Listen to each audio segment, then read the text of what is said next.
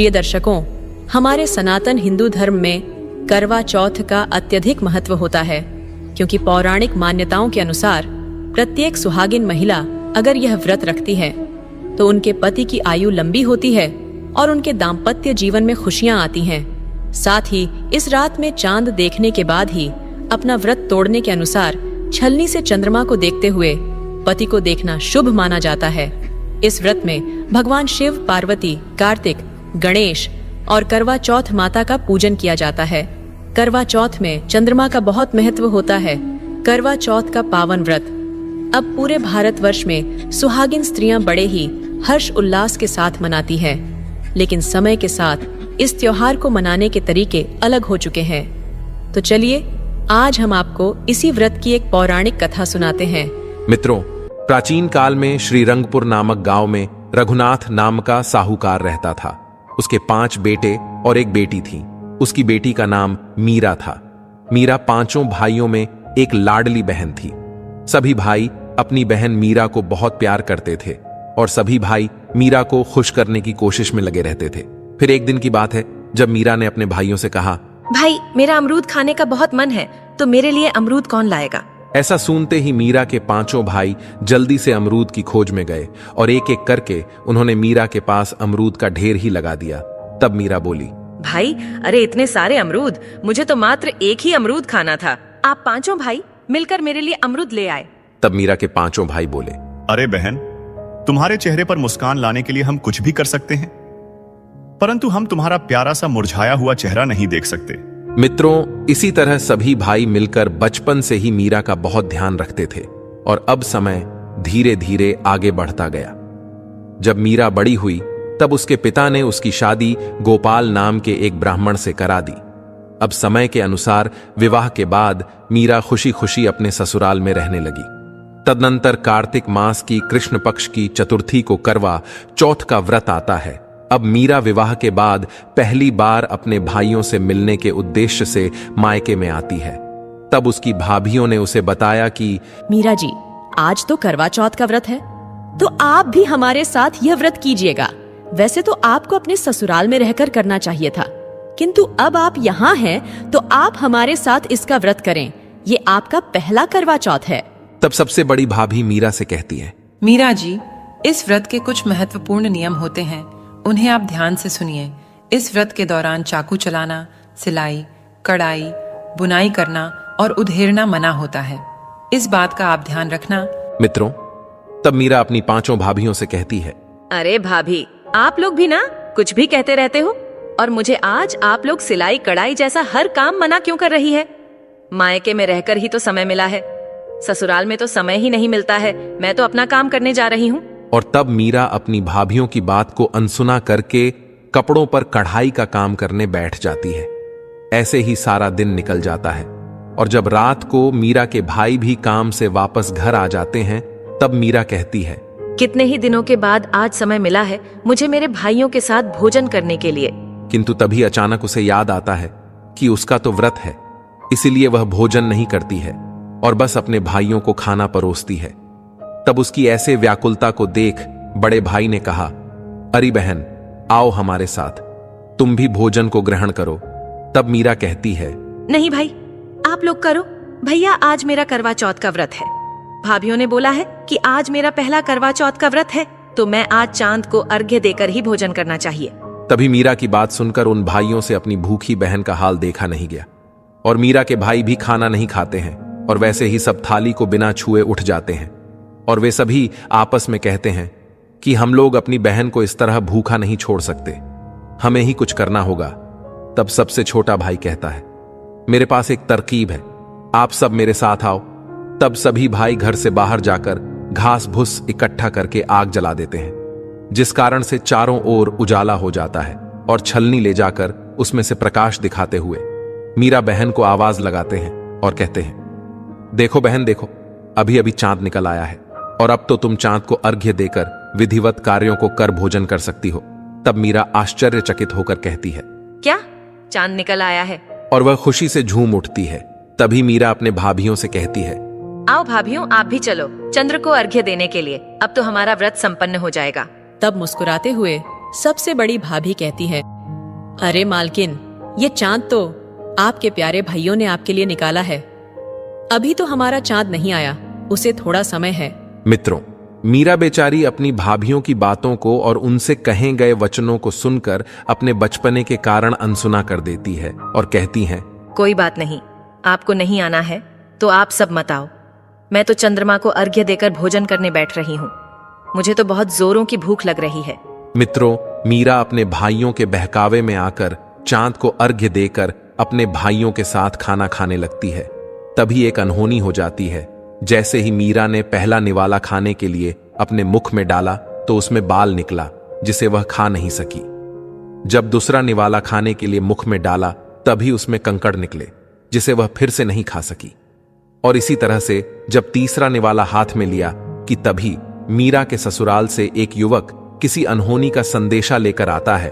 वह मीरा के छोटे भाई के कान में कुछ कहता है, जिसे देखकर मीरा और उसके भाई फिर से खाने को छोड़ वैसे ही उठ जाते हैं। तब मीरा का बड़ा भाई मीरा से कहता है, बहन, सुना है कि जीजू की तबीयत अचानक से बहुत खराब है, इसी कारण से अब तुम्हें अपने ससुराल जाना पड़ेगा। उनके माता पिता भी तीर्थ यात्रा के लिए निकल गए हैं और अब उनका ध्यान रखने के लिए तुम्हें बुलावा आया है। इसी बीच मीरा की बड़ी भाभी कहती हैं, सुनिए, मैंने मीरा जी से कहा था, आप इस व्रत को खंडित मत करना। अब उन्हें जल्दी से भेज दीजिए, पता नहीं कौन सी अनहोनी उनका घात लगाए बैठी है। तभी मीरा अपने मायके से ससुराल को चली जाती है। जब मीरा ससुराल पहुंचती है, देखती है कि उसका पति पूरी तरह से पत्थर का बना होता है। वहीं मीरा ने जितनी सुइयां सिलाई पर उढ़ाई ने लगाई थी, ठीक उतनी ही सुइयां उसके पति के सर में चुभी होती हैं। तब मीरा को अपनी गलती का एहसास हो जाता है और वह देवी करवा की प्रतिमा के सामने बैठकर रोने लगती है और कहती है, हे माँ करवा, मुझसे बड़ी भूल हो गई। मैंने अपनी भाभियों की बातों को नहीं माना और मैं अपने भाइयों की बातों में आ गई, जिस कारण से मैंने कैसा पाप कर दिया। मुझे क्षमा कर दो। और रोती हुई आगे कहती है, स्वामी, मैं आपको कुछ नहीं होने दूंगी। मेरी गलती की सजा आपको नहीं मिलेगी। मैं आपको ठीक करूंगी, चाहे मुझे कितना भी समय लग जाए। आपको ठीक करने के लिए मैं कठोर से कठोर व्रत करूंगी, ये मेरा वादा है। तभी शालू नामक एक उनके ही घर की नौकरानी वहां आती है और ये सब नजारा देख वह मीरा से कहती है, मालकिन, पर आप ये कठिन कार्य कैसे करेंगी? तब मीरा कहती है, शालू, मुझे देवी करवा माता पर विश्वास है। वह मेरी पुकार जरूर सुनेंगी और वे ही मेरे पति को ठीक कर देंगी। करवा चौथ माता तो ममता की देवी है, इसीलिए वो मेरा साथ जरूर देंगी और वही मुझे हिम्मत देंगी। और दूसरे दिन मीरा के भाई उसे आशीर्वाद देकर वापस चले जाते हैं। फिर कुछ समय के बाद मीरा अपने पति के मूर्ति बने शरीर को अपनी गोद में लेकर उसे सहलाती है और उसके सिर में चुभी हुई उन सुइयों को हर रोज निकालती है। अब इसी तरह अपने पति की सेवा करते हुए और माता करवा देवी की आराधना करते हुए पूरा 1 साल बीत जाता है और फिर अगले साल करवा चौथ का व्रत आता है। तब मीरा फिर सभी रीति रिवाज के साथ व्रत रखती है। वो जब अपने पति का सर गोदी में रखकर सुइयां निकाल रही होती है, तभी बाहर करवें बेचने वाला आता है। उसकी आवाज सुनकर मीरा कुछ खरीदने के लिए घर से बाहर जाने के लिए निकलना चाहती है कि तभी वह अपनी नौकरानी शालू से कहती है, शालू, बाहर करवे बेचने वाला आया है, तुम इनका ध्यान रखना, बस मैं बाहर से करवा खरीद कर लाती हूँ। इतना कहकर मीरा बाहर करवा खरीदने चली जाती है। वहीं दूसरी ओर शालू गोपाल के सिर को गोद में लेकर बैठ जाती है और वह भी अनजानवश गोपाल के सिर की सारी सुइयां निकाल देती है। तभी करवा मां के चमत्कार के कारण गोपाल एकदम से ठीक हो जाता है और उसे पूरी तरह से होश आ जाता है। किंतु होनी को कुछ और ही मंजूर था। जैसे ही गोपाल होश में आया, वह शालू को ही अपनी पत्नी मीरा समझ बैठता है और जो मीरा थी उसे शालू समझ लेता है। अब इस तरह जो मीरा थी वो शालू बन गई और जो शालू थी वो मीरा बन गई। फिर तब अपने पति के सुख और खुशी के लिए मीरा चुप रहती है और मन ही मन माता करवा देवी से कहती थी, हे माँ, जैसी आपकी मर्जी होगी वैसे ही करो, लेकिन मैं आपको कोटि कोटि धन्यवाद करती हूँ, क्योंकि आपने मेरे पति को एक पत्थर की मूर्ति से इंसान के शरीर में बदल दिया है और खुश रहती है। अब वह अपने पति से कुछ नहीं कहती है, बस घर के अन्य कामों में व्यस्त रहा करती थी। मन में ये सोचा करती थी, चलो मेरे पति ठीक हो गए, मुझे और कुछ भी नहीं चाहिए। कोई बात नहीं, अगर वे मुझे भूल गए हैं तो एक न एक दिन इनको सब कुछ याद आ जाएगा, ये मेरा विश्वास है। और शालू का झूठ सामने आ जाएगा। यदि मैंने इस समय इनसे कुछ कहा तो इनकी तबीयत और भी खराब ना हो जाए, इसीलिए मुझे चुप रहना होगा।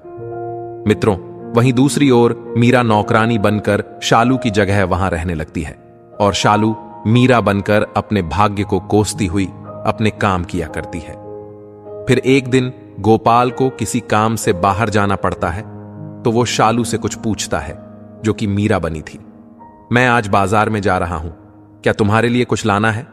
तब शालू खुश होकर कहती है, जी हां, आप मेरे लिए बाजार से श्रृंगार लेकर आना। वहीं जब गोपाल मीरा से पूछता है, जो कि शालू की भेस में थी, वह कहती है, साहब मेरे लिए एक गुड़िया लेकर आ सकते हैं, आपकी बड़ी मेहरबानी होगी। तब गोपाल कहता है, ठीक है, तुम हमारे घर में बहुत पुरानी नौकरानी हो, इसीलिए मैं तुम्हारे लिए गुड़िया जरूर ले आऊंगा। ऐसा कहकर वह बाजार में चला जाता है और उन दोनों की पसंद की चीजें लेकर आता है। मित्रों, तब असली मीरा अपने कमरे में अकेले बैठकर उस गुड़िया से बातें करती रहती है और उसे अपने जीवन की दुख भरी कहानी सुनाने लग जाती है। वहीं दूसरे कमरे में शालू, जो कि मीरा बन बैठी थी, वह अब मन ही मन खुश हो जाती है और सोचती है, मेरे तो भाग्य ही खुल गए, अब मैं तो घर की मालकिन बन गई हूं, अब मुझे नौकरानी के जैसी करने की कोई जरूरत नहीं है। फिर एक दिन बात है जब असली मीरा अपने कमरे में देवी करवा मां के सामने बैठकर अपनी गुड़िया से कहती है कि अरे गुड़िया, तुम देख लेना, एक दिन देवी मां सब कुछ ठीक कर देगी और मेरी मन्नत जरूर पूरी होगी। उसी समय उसके कमरे के बाहर से गोपाल बाबू गुजरते हैं और वे शालू बनी मीरा की सभी बातें सुन लेते हैं। तभी शालू का गुमसुम रोना सुनकर गोपाल बाबू उसके कमरे में हैं और कहते हैं, हे शालू, तुम इस तरह गुमसुम रहकर क्यों रो रही हो? मुझे बताओ, आखिर मेरा माजरा क्या है? तब शालू कहती है, जी मालिक, कुछ भी नहीं, मैं तो बस अपनी गुद्धिया से बातें कर रही हूं। तब क्रोध से भरे शब्दों के साथ गोपाल ने पूछा कि तुम बताती हो या नहीं? शालू, तुम मेरी तलवार की धार अच्छे जानती हो, अगर तुम मुझसे कुछ छिपा रही हो तो तुम्हें उसकी सजा जरूर मिलेगी। तब शालू कहती है, नहीं नहीं, आप क्रोधित मत होइए, क्रोध में आना आपकी सेहत के लिए हानिकारक है। अब मैं आपको सब सच बताती हूँ। मित्रों, अब शालू बनी मीरा गोपाल बाबू को वह सच्चाई बता देती है और तभी गोपाल को भी सारा कुछ याद आ जाता है। फिर गोपाल मीरा, जो कि शालू बनी होती है, क्रोध में आकर उसे घर से बाहर निकाल देता है और अपनी पत्नी को गले से लगा लेता है। अब मीरा को अपने पति के लिए अटूट प्रेम का फल प्राप्त हो जाता है और उस दिन के बाद से मीरा हर वर्ष पूरे विधि विधान से करवा चौथ का व्रत रखती है। भाई भाभियों के आशीर्वाद से और माम करवा चौथ की कृपा से मीरा अपने पति गोपाल के साथ फिर से खुशी खुशी सुख में जीवन व्यापन करने लगती है। मित्रों, अब हम आपको करवा व्रत कैसे किया जाता है उस विषय में विस्तार से बताते हैं। करवा चौथ हिंदू धर्म का एक महत्वपूर्ण व्रत है। विवाहित महिलाएं इस व्रत को अपने पति की लंबी आयु और जीवन में सुख समृद्धि पाने के लिए करती है। करवा चौथ के दिन भगवान शिव, माता पार्वती, गणेश जी, कार्तिक जी के साथ करवा माता और चंद्रदेव की पूजा की जाती है। इस दिन महिलाएं पूरे दिन व्रत करती हैं और चंद्रमा को अर्घ्य देकर व्रत खोलती है। करवा चौथ का व्रत सुहागिन महिलाओं के लिए बहुत ही महत्वपूर्ण माना जाता है। करवा चौथ का व्रत हर साल कार्तिक माह के कृष्ण पक्ष की चतुर्थी तिथि को रखा जाता है। करवा चौथ के व्रत की शुरुआत सुबह सरगी खाकर होती है और उसके बाद पूरे दिन निर्जल व्रत रखती है। इसके बाद शाम को 16 श्रृंगार कर महिलाएं पूजा करती हैं और व्रत कथा सुनती है। आखिर में चंद्रमा को अर्घ्य देने और छलनी से पति का चेहरा देखने के बाद व्रत खोलती है। मान्यता है कि करवा चौथ के दिन निर्जला व्रत रखने से पतियों को अखंड सौभाग्य का आशीर्वाद प्राप्त होता है और घर में सुख समृद्धि आती है। अगर कोई महिला इस साल पहली बार करवा चौथ का व्रत रखने जा रही हैं तो जान लें ये जरूरी नियम। पंचांग के अनुसार इस साल कार्तिक मास के कृष्ण पक्ष की चतुर्थी तिथि 20 अक्टूबर दिन रविवार को सुबह 6:46 से शुरू होगी और यह तिथि 21 अक्टूबर को सुबह 4:16 तक रहेगी। ऐसे में उदया तिथि के मुताबिक करवा चौथ का व्रत 20 अक्टूबर दिन रविवार को रखा जाएगा। करवा चौथ के दिन पूजा का शुभ मुहूर्त 20 अक्टूबर की शाम 5:46 से लेकर शाम 7 बजे तक होगा। 7:02 तक रहेगा। इस समय पूजा करना बहुत ही शुभ रहेगा। करवा चौथ व्रत में सरगी से जुड़े नियम। करवा चौथ व्रत की शुरुआत होती है, इसलिए जो महिलाएं पहली बार करवा चौथ का व्रत रखने जा रही हैं, उनके लिए यह जानना जरूरी है कि उपवास सूर्योदय से पहले ही शुरू हो जाता है। इसलिए भोर में उठकर अपने बड़ों का आशीर्वाद जरूर ले और बाद में सरगी खाकर व्रत का शुरू करें। मित्रों, अब हम जानते हैं कि करवा व्रत में 16 श्रृंगार है क्यों जरूरी है। जो भी महिलाएं पहली बार करवा चौथ का व्रत रखने जा रही हैं और सभी करवा चौथ का व्रत करने वाली महिलाओं को इस दिन पूरे 16 श्रृंगार करने के बाद ही पूजा करनी चाहिए, जैसे कि मेहंदी लगाना सबसे जरूरी है। सुहागिन महिलाओं के लिए लाल रंग बहुत ही शुभ माना जाता है, इसीलिए करवा चौथ के दिन महिलाओं को लाल रंग के वस्त्र पहनने चाहिए। इसके अलावा जो भी महिला पहली बार करवा चौथ का व्रत कर रही है, वह इस दिन अपनी शादी का जोड़ा भी पहन सकती है। इस दिन भूलकर भी काले और सफेद रंग के कपड़े नहीं पहनने चाहिए। इस दिन व्रत करने के साथ महिलाओं को व्रत कथा पढ़नी और सुननी चाहिए।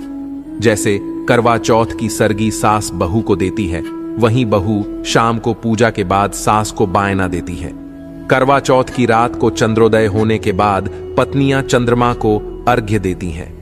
इसके बाद छलनी से चांद को देखने के बाद पति को देखती हैं। छलनी के ऊपर एक दिया भी रखा जाता है। इसके बाद पति की आरती उतारी जाती है। फिर पति पत्नी को लोटे से जल पिलाकर व्रत पूरा करवाते हैं। करवा चौथ के दिन व्रत खोलने के लिए बनाए गए भोजन में भूलकर भी लहसुन प्याज का इस्तेमाल नहीं करना चाहिए। करवा चौथ के दिन बड़े बुजुर्गों और पति का आशीर्वाद लेना शुभ होता है, इसलिए चंद्रमा को अर्घ्य देने के